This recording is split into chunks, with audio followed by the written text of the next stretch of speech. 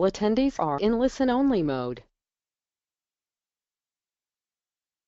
Hi everyone, thank you for joining us today. It's Kerry here from Appointments Personnel, and we've got our webinar, Combating the War for Talent. This is the first in our series of webinars, and joining me today I've got Emma Browning. Emma's a HR consultant, and she's going to tell you a little bit about herself in a minute. But we've got just a few housekeeping tips. We are live, so please bear with me. If you've got any technical issues or you can't hear me, then I'll do my best to help you. But you'll need to pop your question in the chat box. Now, the chat box is at the bottom of the GoToWebinar screen, and if you pop your message in there, I can do my best to actually reply to you. Okay, so I'll also be sending you a recording over the next few days, and if you do want the slides as well before then just pop it in the chat box. I've allocated 27 minutes for the webinar, so we'll get started now. So for those of you that don't know me, my name's Kerry and I'm the founder of Appointments Personnel, and I've worked in the recruitment industry for nearly 25 years. I work part-time in the business now with Emma Bonfiglio, not to confuse you, not Emma Browning. And I also help a number of businesses with their recruitment strategies. So that means I can go into businesses, look at how they're recruiting at the minute and help improve what they're doing. Emma is a HR consultant. Emma, do you want to tell everybody a little bit about yourself? Yeah, thanks, Kerry. So I started my own HR consultancy last year, having spent 30 years in the corporate world. The first 14 years of my career I actually spent in the recruitment industry, which is where I met Kerry. And I worked for the largest client account for a deco, which was to recruit for the BT call centres. For the last 16 years, though, I've worked in HR in a variety of different sectors such as manufacturing and engineering, and also professional services. I've also had the privilege of working with some incredible brands, such as Porsche Cars and Harley Davidson, where I worked in an HR director's position looking after head office functions, their retail and their financial services employees. So that's a little bit about me. Great, thanks, Em. I think you're well equipped to help us today then. So hopefully. We are going to be doing a series of webinars, but today's topic is combating the war for talent. And by the end of the session, we want to make sure we're giving you some tips in your business, and so we can help you out when you come in to recruit in a candidate-driven market. But the reason that we've chosen this topic is a lot of our clients are finding it hard to recruit skilled candidates, and some are losing candidates to competitors as well. So I wanted to touch on, firstly, why there is a war for talent. Then I'll go on to what I call as the old way versus the new way. And then we'll see whether or not you're a passive recruiter or an active recruiter. And then finally, we'll do how to do a killer offer. Okay, so 2015 was dubbed the year of the candidate, meaning that we're in a candidate-driven market where the candidate has got more choice than the employer-driven market where there's more candidates than jobs. So we have the highest employment rate since 1971, and locally in the Staffordshire area, unemployment is now down to 4%. We've seen an increase in self-employment and part-time working, and the internet has led to a lot more home working opportunities. I found a survey by the Employer Skills Survey Council, and it interviews more than 90,000 employers. In the last report, the total vacancies had increased by 12%, and we were back to pre-recession levels. But the promotion remaining unfilled because of a lack of candidates with the right skills, experience or qualifications, it increased from 16% to 22%. So this is the equivalent of 146,000 skilled shortage jobs. We also conducted a survey in 2015 and found that the positions we were finding hard to fill and our clients were finding hard to fill were managerial and executive, technical and engineering, accountancy and finance, and the good old sales role. So all in all, we can see there will be less candidates available, less skilled candidates, I'm going to say, and more competition in the years to come. So for those of you whose businesses are growing, we think it's really important that you look at your recruitment practices and see if they meet your needs. So, firstly, I want to look at what we call the old way. And this is where most employers' thoughts when it comes to recruiting are more about there's plenty of people who want to work for us, there's an abundance of candidates, they don't see what the problem is, and certainly maybe the directors and owners of the business don't understand why the recruitment teams are finding it hard, but they think there is enough candidates out there. We find many companies struggle to find the best talent, or indeed have got a revolving doors are the ones that they think there are numerous candidates in the marketplace. Again, another survey I found from Oxford Economics was the greatest expense to replace a candidate was more than £25,000. And this comes from loss of productivity, the time it takes to recruit somebody, and the agency fees, the recruitment fees, anything else that goes on to that can add up to at least £30,000. Now, if you think that your business is going to be suffering, we really highly recommend that you start to think about how you change and look at your recruitment processes. So here we're talking about the new way. And the first thing I work with my clients on is how to become an employer of choice. And this is our first tip, is employer of choice. Emma, would you agree that this is where a client should really start so that they can retain their clients and attract the best candidates? Absolutely. I think the competition to attract the best candidates at the moment is so tough. You've really got to make your business stand out from the crowd. I'm now working with a number of businesses in my role as an independent consultant, and here are some of the things that they are looking at to make themselves stand out and be attractive, and therefore hopefully attract the best candidates. I think one of the key things that I've really noticed has changed over the last few years is the fact that people are very much looking to find those people that fit with the culture and the values of their business. So how you sell your business comes across in that recruitment process. You really need to almost define what your culture is and be able to talk about that and sell that to people. Now, it may suit some people, it may not, but it's important to find out that you get the person with the right fit for you and your business and your culture. As well as looking at culture and your values, there's lots of things that people are doing now to make themselves a little bit different in terms of benefits and being an employer of choice. Some of you may have heard about the fact that Virgin recently offered unlimited holidays to its staff. It's going to be interesting to see how that one pans out over the years and whether lots of people decide to take, a really high number of holidays, or whether it actually becomes self-managing. Is that to all staff, Emma? Is that what I did read about it? Yeah, it's to all staff. What was interesting when it came out, that story, was they didn't talk about, there are rules around that. Okay. So you have to make sure that clearly your workload is okay before you go off. It still has to be approved, but there is no limit on the holidays. So an interesting one to see how it works out. Lots of businesses I'm working with as well at the moment are offering people free snacks. So whether that's a bowl of fruit, whether it's biscuits, whether it's free drinks, a lot of them are offering free breakfasts, and a lot of them are also offering lunches to their staff. I think the other thing that's really coming across strongly in the marketplace at the moment is people want a good work-life balance. So if you're an employer that can talk about the fact that you have flexible working, you have or allow people to come in at different start and finish times, maybe they can occasionally work from home because they've got project work, that is very, very attractive to people. And Sorry, Kerry.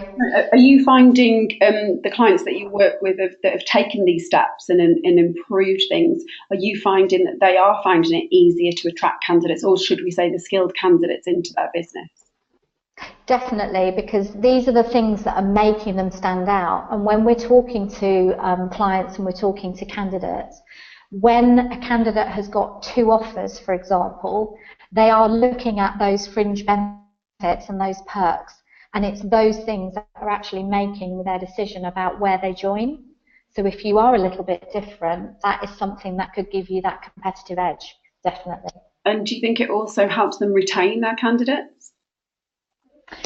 I I'm not sure about the retention. I think it's probably a little bit early to tell on that, because I think some of these additional perks have only been coming into play in the last few years. But it would be interesting to see whether it does keep people in the business. Okay. Okay, great. Thank you very much for that, Emma. That's fantastic. I'd like to move on now to the recruitment experience that the candidates actually get. And this is another tip. So tip number one is to see how you can become an employer of choice. And for me, it's really around the recruitment experience that the candidates get. So I know it can be really stressful for both parties when you're recruiting, especially when you're wearing 10 hats. And a lot of the time, we shoehorn interviews into our working day rather than make time for them. And recruitment isn't always the person's only job. We do tend to see with a lot of our clients, they do lots of other jobs as well. But I found a report by the Talent Board, and they found that the three most important factors in the recruitment experience were communication, transparency, and managing the candidate's expectations. So when we talk about communication, this is by far the most popular.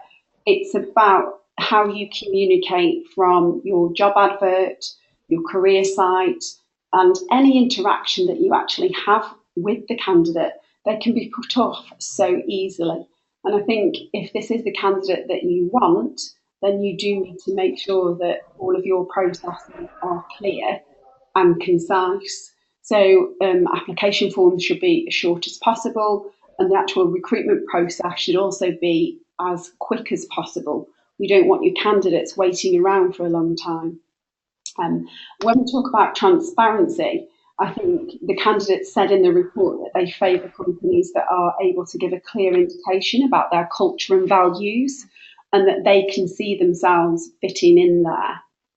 And in terms of expectation, the number of applicants is increasing to one job advert is around about 204 per role.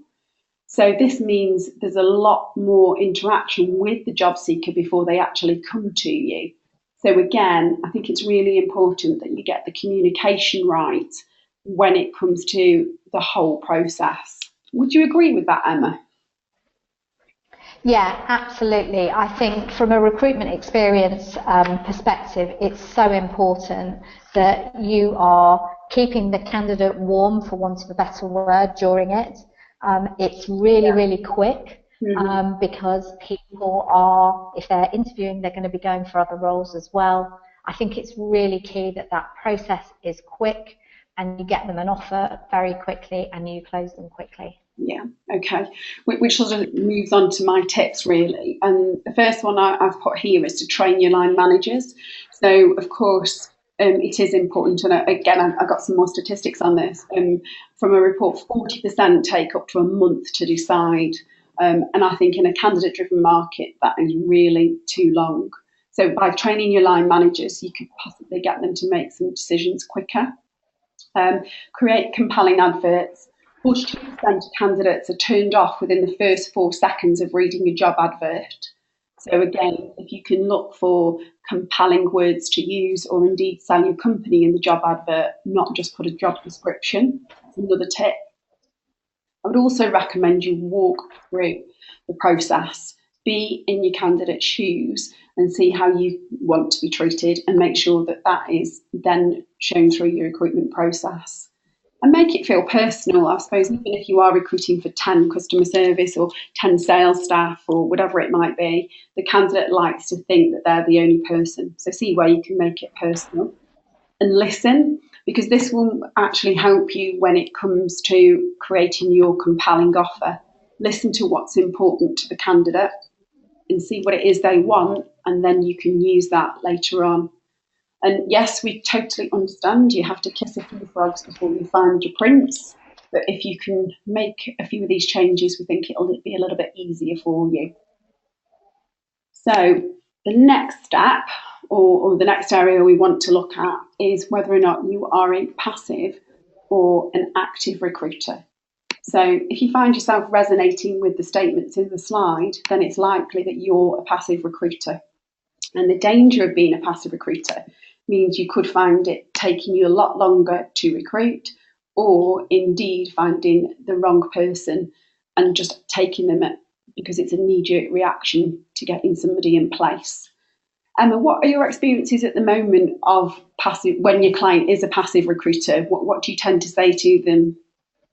Yeah, I think it's really unfortunate that at the moment there are still businesses out there, I think like you showed earlier, who believe that the market is in the good old days and that there's plenty of candidates out there.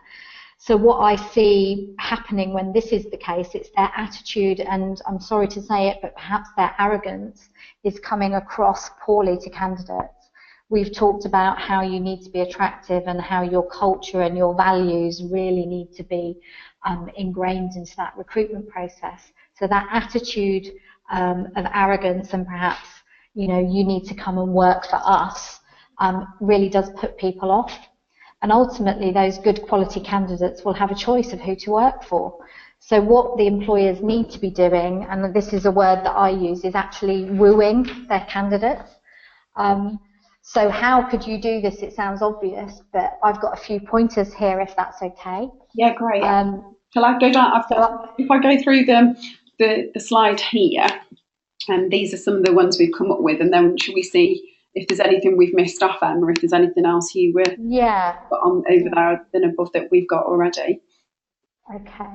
I think one of the things that you've touched on as well, Kerry, is just about that personalisation and communication. I think really quite kind of making sure people know how much you're looking forward to meeting with them at the interview.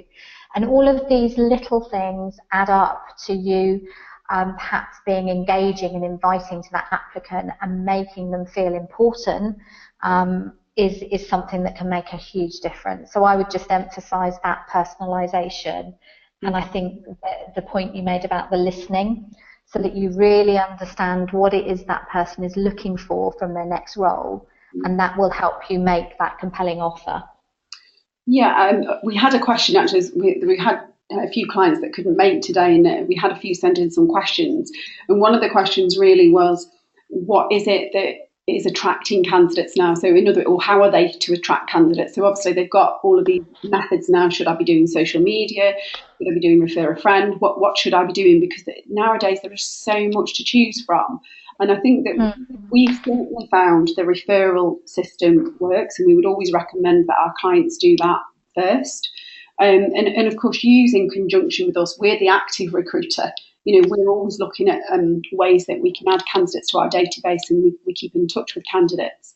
But the client really needs to try and create a river of talent and constantly interview. Is there anything else that you're recommending to your clients, Emma? Yeah, and you've got it on that last point actually, Kerry, is the networking side of things. And one of the things that I didn't do when I was in my last HR role was networking, because I was in my job 5 days a week, and probably like some people that are listening here, incredibly busy, and I just didn't have the time to network with local businesses. And one of the things I'm finding with my clients who are successfully recruiting, and they are active recruiters, is that they are going to business networking meetings. Now, normally people would think of that meeting as an opportunity to perhaps sell their services or promote their business or their company to other businesses. But what the really good networkers are doing is using it to find their next employees. And they use their contacts to say, well, do you know somebody who might be able to fill this role for me? And it's amazing how many people will talk to their friends and family for you and find out if there are any people out there interested in your job. And I'm amazed at there's a small number of them that are doing this, and it's working incredibly well. Okay, great, fantastic. That's really, really good. So our final tip, we said hopefully we have given lots of tips throughout the session. I think if people that are listening in can maybe listen to the recording again, they might find several tips in here for them. But the final tip is about delivering a killer offer. And I think you and I have discussed this at length, haven't we, Emma, where the candidate gets to that final stage, that you have kept in touch with them, they do want them, but ultimately the candidate still chooses to go elsewhere. And I think we've also discussed why is that. So these are the things that we would definitely say is keep in touch throughout the process. Make sure you're prepared before you deliver your offer. Don't just sort of get on the phone and go, oh, we want to offer you the job. Can you start on Monday? And be prepared. Look at the interview process, what was important to the candidate, and then ultimately deliver your killer offer. And make sure it includes everything that the candidate has been looking for. And make sure it states about the job itself, who they're going to report to, the pay, the benefits, and also preempt any questions that the candidate might have. And ultimately sell your company culture, the environment, so that they can't say no. And again, I think if you are going to be a proactive recruiter, you do need to make sure that this final step, is done very, very well. Do you agree with that, Emma? Yeah, absolutely. And I think there's just a little tip I've got here, and it's something that I've found has really worked well for me over the years when I've had to make, a lot of offers to people. And one thing I actually do before I go into that offer is I actually just have a bit of a conversation with them, because it's usually a couple of days after the interview. And I just ask them how they felt about the interview, what did they enjoy, what did they learn, how do they feel about the role and about the company. And all of this conversation gives me a really good gauge as to how they're feeling about the role and about the company. And if everything that we talk about sounds positive, I then actually ask them, okay, so I've heard what you've got to say about the role and the company. If I was to offer you the role, what would you say? And that's a closed question, because I want them to say, yes, I'd accept it. And the chances are, if we've had a really good positive conversation, they're going to say that they would accept it. So pretty much you're halfway there then, in terms of getting that acceptance. And the other thing I would say is I have probably on a couple of conversations decided that based on what they have said to me, I'm not actually going to make an offer to them, because they haven't sounded positive or interested in the job and the company. So that's just something that's worked really well for me. That's great. Fantastic tip. Thanks for that, Emma. Okay, great. So I'm conscious of time. We wanted to keep it to 27 minutes. I'm not sure if we can bang on 27 minutes, but I know that everybody gets really busy on a Friday. So let's summarise. So here are our recommendations. We would definitely recommend you review your current recruitment processes. Create a plan to become an employer of choice, so it's easy to attract candidates. Change your recruitment method to an active one, not a passive one. And then when you finally got the candidate, make sure that you are making them an offer they can't refuse. So good luck, everybody, and thank you very much for attending the webinar today. And as I said, we will be doing some more webinars. And thank you, Emma. I've really, really enjoyed doing the webinar with you. Thanks, Kerry. Thank you.